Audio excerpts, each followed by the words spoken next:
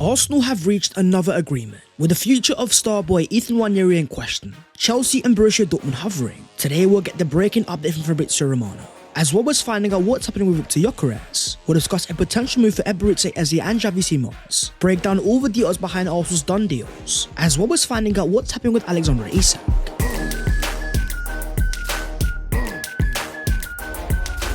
Yo, what is going on, guys? My name is Bass14. Welcome back to your boys channel, and I hope you guys are doing sensational. With a star boy set to commit to a new long-term contract, Arsenal have got some done deals that we have to break down.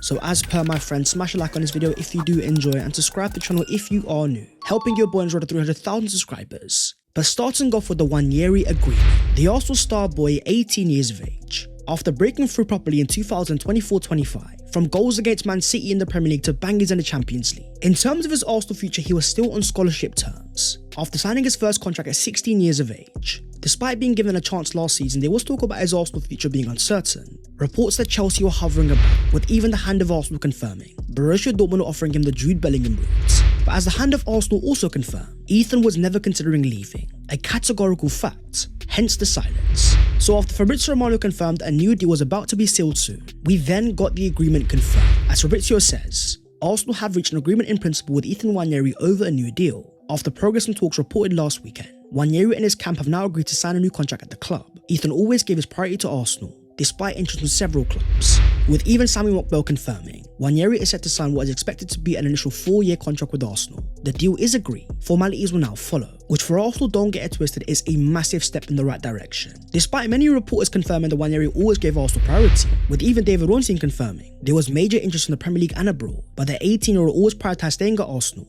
No game time demands over discussions. It's more a question of who do you believe.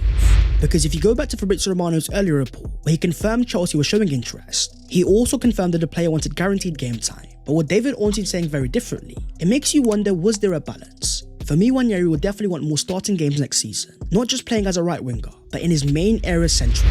And as David Ornstein says, Nwaneri was deployed mainly on the right side of Arsenal's attack last season. However, it is expected that he will soon occupy a more central role, providing competition and backup for Martin Odegaard. With even Ed Aarons confirming it is a 4-year contract with a 1-year option. The length of the contract is definitely intriguing, where fellow starboy Miles Skelly signed a straight 5-year contract. Ethan signing only a 4-year deal says to me he is willing to wait for an opportunity, but if in 1 or 2 years time he is stuck on the Arsenal bench and he can't displace Martin Odegaard, talks around his long-term Arsenal future will resurface. And you know what, that is totally fair, because in terms of profiles, Ethan stands out straight away, with the ability to burst past players unlike Martin Odegaard, where Odegaard is more of a tempo setter. Nwaneri can definitely become a final action machine, with the ability to strike the ball on both left and right foot. We saw the amount of long shots that he scored last season. With the amount of times that Arsenal fans have been demanding a maverick, Hill Ennis provided us almost a perfect profile. But at the same time, at 18 years of age, when you've got an Arsenal captain ahead of you, there's a reason why Mikel Arteta has been very careful. Despite giving Nwaneri over 30 appearances last season, there was always the talk of Nwaneri being fatigued, Mikel confirming time and time again that it was a major season for the player's body. That's where as Arsenal fans we also have to have patience. As exciting as we know the player can become, with all the focus next year being winning now, yes, you have Lamine Yamal smashing it at 17, you've got Miles Skelly starting week in week out, but in the case of Ethan we have to be careful on pressure. This is still a boy that is developing, and thankfully his immediate future will be at Arsenal Football Club, as Andrea Berta gets another deal over the line. After Lewis Skelly and Gabriel have already committed, Ethan becomes a 3rd major contract that Arsenal have agreed, with the likes of Bukayo Saka and William Saliba next. A shout out to all the rival fans, the ones that were on their knees for Ethan putting out compilations, reminding Arsenal fans how good a player we actually have. But with David Ornstein confirming that Nwaneri is set for a more central role next season, it makes you wonder, what about the pursuit of Eberechi Eze? A confirmed Mikel Arteta target this summer. According to reports in the UK, Arteta sees Eze as the final piece of the jigsaw. However, Arsenal will face a major battle to sign him, in the shape of Bayern Munich. If the report is to be believed, Arsenal and Bayern have a very good history of competing for players. Take for example Declan Rice and Kai Havertz. As confirmed by Sky Sports News, Eze is a primary target for Arsenal this summer. Arsenal know they can speak to Eze if they meet the release clause, and Arsenal are understood to be encouraged by Eze being open to the move. But with 3 players already signed, 2 more players at the here we go stage and the medicals confirmed, as well as being very advanced for Gyökeres. As confirmed by Sammy Mockbell, there is room for 1 more attacker in there. They're looking for maybe a left-sided attacker, but I think that may be linked to 2 outgoings. But is that next attacker going to be Rodrigo or Eze? Well, according to Mockbell, I would probably say that Eze is more achievable. I can't see Arsenal signing both. For me, there will be a major departure from Arsenal this summer, whether Leandro Trossard or Gabriel Martinelli, players that Arsenal can demand a reasonable fee to help them offset the 6 players that Arsenal are set to sign. For me, it is definitely going to be an Eze profile. The profile of an Eze seems to have become a priority, not only because it can help Arsenal have a different player on the left-hand side. When you think about the running power of Gabriel Martinelli, alongside the new option of Nwaneri Agreement, having a more midfield-type player playing on that side against low blocks could be vital, with the reports already confirming that Arsenal are preparing an offer, despite the player having a reasonable £68 million release clause, a clause that you can pay off in 3 separate installments. It seems like Andrea Berta still wants to negotiate the idea of signing the player for around £60 million.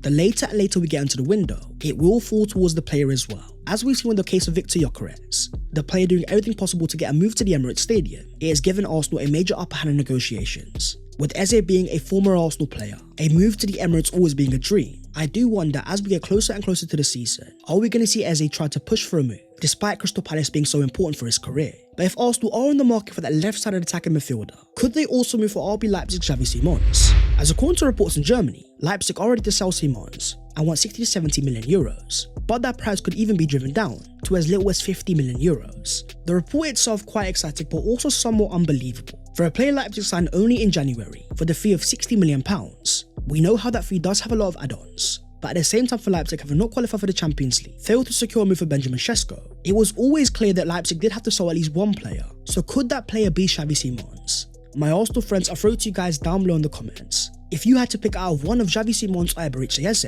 both available for a similar price tag, which player would you prefer for Arsenal to go for? But in the case of Arsenal and their own attacking midfielders, what's happening with the future of Fabio Vieira? Despite reports coming out of Italy that former Arsenal assistant Carlos Cuesta wanted Vieira at Parma, according to the Hand of Arsenal, reports that Parma interested in Fabio Vieira are currently wide of the mark. But despite of that in existing, as confirmed by the reliable Sam C, Fabio Vieira's camp are now exploring potential options away from Arsenal, and talks have already begun with several clubs, including sites from Turkey and Germany. These early discussions remain at exploratory stage, but there is genuine interest. Premier League sides are also monitoring the situation, with at least one London-based manager believed to be a long-term admirer of Vieira. One Serie A club has indicated willingness to negotiate a permanent deal, proposing a fee of around 18 million euros. However, sources have said that Arsenal are not keen on that kind of valuation, which does make you wonder what is Arsenal's price tag going to be. Having signed the player for £35 million in summer 2022, he's never been a guaranteed starter, he's never broken through, but after a decent loan spell away at Porto, for a player at 25 years of age there is still a lot of potential. If he can find the right environment and become a starter, there is a reason why Mikel Arteta signed the player in the first place. But for Arsenal having just given Nwaneri a brand new contract, alongside Martin Odegaard and maybe even an Eze, it looks like they're waiting for a Fabio Vieira exit. But in terms of the current Arsenal players themselves, the hard work continues in La Manga, Spain, with new Arsenal midfielder Martin Zubimendi battling it out with Arsenal star boy Miles Lewis-Skelly. It is still early days, but you've also got some more intriguing photos of new Arsenal coaching staff member Gabriel Heinze. From intense talks with Martin Odegaard to the same case with Bukayo Saka, Heinze of course is known for being a big character behind the scenes, a vocal player that came through Argentina. By going for a coach who's far more animated, it seems that Mikel Arteta is more open to being challenged, trying to put these Arsenal players in a more uncomfortable environment, because at times last year we were too comfortable. When you've got a man like Gabriel Heinze behind the scenes, the photos are only the indication. This man will not let the Arsenal players breathe.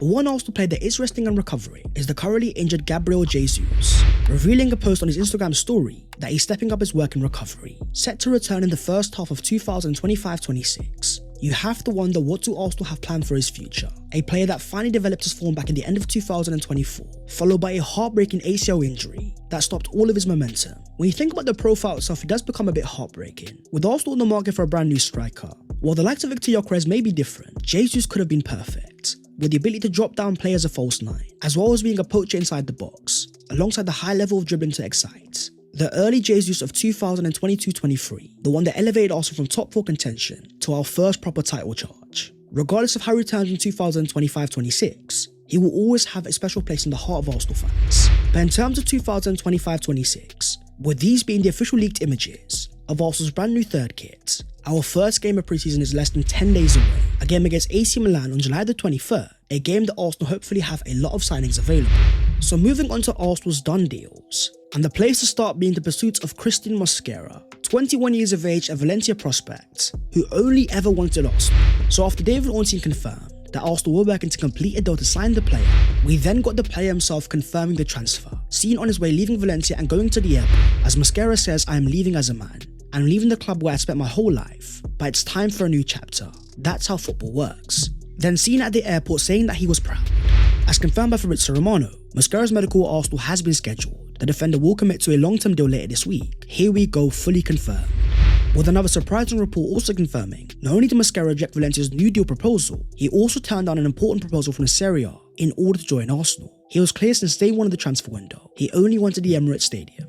Which does make you wonder, at a club that already has Gabriel Magalhaes and William Saliba, both in the peak of their powers, both guaranteed starters, why not go to a club where he could have been a starter straight away and come to Arsenal instead? But then you look at this stat here, showing that Mosquera has played over 6,000 minutes over the last 2 seasons, the most of any player under 21 years of age in all of Europe, and you start to realise the player just wants to have a bit of a rest, a couple years to develop under a top defensive manager, while also learning from Gabriel and Saliba. As fans, we also have to understand that football is changing. Gone are the days of having one set 11, with the amount of games that you now have in the Champions League, the aim of Arsenal being to get as far as possible, winning every single trophy. You need to have top quality players in reserve. With Mikel Arteta year after year searching for a new centre-back, whether it was Guehi last summer or Mosquera this year, it seems like Mikel has finally got what he wanted. But in terms of done deals, it doesn't stop there. With the impending arrival of Nwaneri Agreement, as confirmed by reports in the UK, Madueke is expected to be mailed a Club World Cup winners medal, despite leaving the tournament early to sign for Arsenal, that of course after Chelsea smashed PSG 3-0 in what I won't lie was a very impressive performance. In the case of Madueke, he's always given Arsenal a priority. Despite reports confirming that Chelsea didn't want to sell the player, once Mikel Arteta spoke to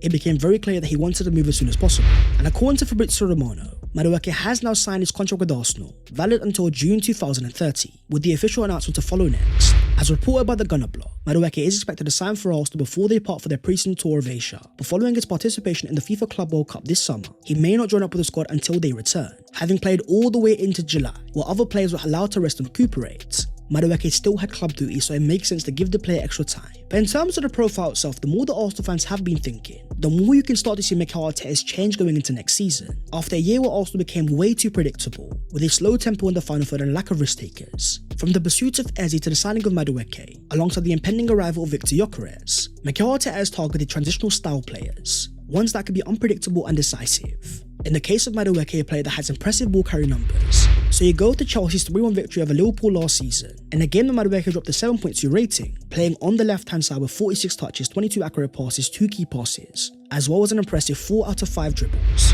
As Liverpool boss Arne Slot said after the game, I think it was Madueke who could just go and start to dribble between 4 or 5 of our players. I haven't seen that before this season. The concern for Arsenal fans hasn't been the profile of the player, it's always been the price tag. But with Madueke now officially an Arsenal player, one thing that he will definitely add next season is a level of ball carrying ability. But in terms of the wide forward market, let's just say things are getting interesting. After David Ornstein confirmed that Bayern Munich have submitted an official bid for Luis Diaz, worth an initial 67.5 million euros, that was rejected immediately. Despite the offer not being accepted, it seems that Liverpool could be open to a sale because they have another target in mind that was also on the radar for Arsenal. As a report in Spain confirmed, Liverpool are going all in for Rodrigo. The English club have decided to strongly pursue the Brazilian. They will do whatever it takes to sign him. A player the reports have also confirmed remains on Arsenal's radar, but a deal that will only now happen if they're able to make a major sale. So according to the Gunner blog, Mikel Arteta values both Gabriel Martinelli and Leandro Trossard, but if a sale couldn't lock a deal for one of Arsenal's remaining targets, that's where things could change. In the case of Liverpool, that's exactly what's happening. With the potential departure of Luis Diaz, potentially getting up to £70 million, that is money that Liverpool can reinvest straight away. Go for the likes of Rodrigo because they have the money coming in. But in the case of Arsenal with so many different priorities, the next one being a big time centre forward. So what's happening with Victor Gyökeres? Well, according to Fabrizio Romano, the situation has become tense. Sporting keep asking for more and more, and the problems are the add-ons. Sporting want them to be almost guaranteed at 10 million euros, but Arsenal have already gone over what they wanted to pay, which was 60 million euros to 63.5. Despite of that, according to David Ornstein, Arsenal will be hopeful they can get the player for pre-season. The deal still remains at a stage where Arsenal are very, very close, but it's more the fact of those final few details. As reports in Portugal confirm, Sporting and Arsenal are just 2.5 million euros apart. The difference between the clubs lies in the conditions relating to the 10 million euros of add-ons. And it makes you wonder, why is it taking so long? In the world of football, 2.5 million euros certainly is not a lot. But as Fabrizio Romano said only a few days ago, remember this very well when you watch Gyökeres in an Arsenal shirt at the Emirates Stadium. He did everything to play for Arsenal. Is this Andrea better trying to use the player's desire to get the deal down as much as possible? For Arsenal fans, I don't think many will care. As long as the players playing for Arsenal come the start of pre-season, whether it's 2.5 million euros or 3.5, it's about getting the player in as soon as possible. And according to Ed Aarons, Arsenal's talks to Sporting over the bonuses in Victor Gyökeres' deal that could take the cost of the transfer to about £68 million are nearing a conclusion. The player has already agreed personal terms. For me, this is more a matter of time. The likes of David Ornstein have already confirmed an agreement in principle is in place, And for Arsenal, what they're going to be getting is a mentality monster. From a former teammate at commentary saying how Gyökeres used to bully the player physically in training, to even former commentary managers saying if Gyökeres didn't score, after the game he will be in a foul mood. So after scoring 97 goals in 102 matches, since the start of 2023-24, let's just say the player has been in a very happy mood, but more importantly, the mentality of the player is becoming more and more clear. What Arsenal are getting is a ferocious player with a pure desire of putting the ball into the back of the net, with the player himself already confirming all he thinks about is scoring and winning. Despite the few Arsenal fans that have questioned, is Gyökeres the technical profile that Arsenal should be targeting? What Arsenal are getting is a player that is relentless, constant runs in behind trying to hurt the opposition, with a natural desire to put the ball into the back of the net. That's why I think he's very different to Kai Havertz, a player that may have a little bit more technical quality, but lacks the killer mindset that Victor Gyökeres certainly has. So talking about Arsenal's German striker, here he was in training after a lovely dink finish, with all the talk in the Arsenal fan base currently being Havertz's clear physical evolution, looking far more physical and bulky. We saw at the end of 2024-25, it seems like the player used that time to change his physique, which begs the question going into matchday 1 against Manchester United, with the potential arrival of Victor Gyökeres alongside Kai Havertz, who is going to be Arsenal's starting striker? But for me, the question needs to be different. Instead of using either Gyökeres or Havertz, do not be surprised if we see Mikel Arteta using both. Think to last season when Gabriel Jesus was fit. In the games against Crystal Palace and Brentford, Mikel Arteta was not scared to use two separate strikers. This image here is what we could see next season. The idea of Gyökeres playing as a striker, with the front three of Saka and maybe Eze, with the likes of Ødegaard and Havertz behind him. Well, last year Martin Ødegaard was dropping deeper playing as a number 8. This year the player will need to be a more natural goal scorer, a role that Kai Havertz showed that he could do it by Leverkusen, the reason why Chelsea spent £70 million on the player. In the case of Gyökeres and Havertz, I actually think they could be a very complementary partnership. But in terms of the striker market, we have to talk about what's happening elsewhere. After Newcastle dropped a £70 million offer for Hugo Ekitike of Frankfurt, many fans discussing the idea of Ekitike playing alongside Alexander Isak, maybe Newcastle going for a 4-4-2. Then we've got a Fabrizio Romano bomber, confirming that Liverpool have made the intentions clear to Newcastle to present a record bid for Alexander Isak, a proposal ready of £120 million for a player that Arsenal fans were once on their knees for, and rightly so, after banging in so many goals last season, terrorising Arsenal time and time again. As Arsenal fans, we were led to believe that Isak would not be available, and despite reports confirming the same thing, that Newcastle still don't want to sell the player. According to Sky Sports News, Liverpool are expected to rival Newcastle for Hugo Ekitike after being told Isak is not for sale this window. But then why would they waste their time talking to Newcastle about £120 million bid if they weren't aware of a chance of getting the player? For me, as much as Newcastle say the player isn't available, the price tag has always been there behind the scenes. But in the case of Arsenal, they've opted to go a different route. Despite having the £120 million available, instead of spending that on one single striker, they've gone for Gyökeres and they're going for an Eze, with the idea of improving our attack with many different options, instead of just one singular player. So talk to me down below in the comments, my Arsenal friends. If Isak is available for £120 million, were Arsenal right to go in the different route by going for multiple profiles instead, or should they have dropped the money on the Newcastle man instead? But that is the video there and there, so hopefully you guys have enjoyed. If you have, don't forget to smash a like and also subscribe to the channel if you are new. If you want to follow your boy in all of the social medias, and the links are down below in the description. But that was all of your latest Arsenal transfer news today, as Arsenal still try to close on Victor Gyökeres. Nwaneri Agreement is done, Mascara is done as well. Let's get that third deal done as soon as possible and move on to Eberechi Eze. My friends, I'll see you next time. Take care of yourselves and in a bit.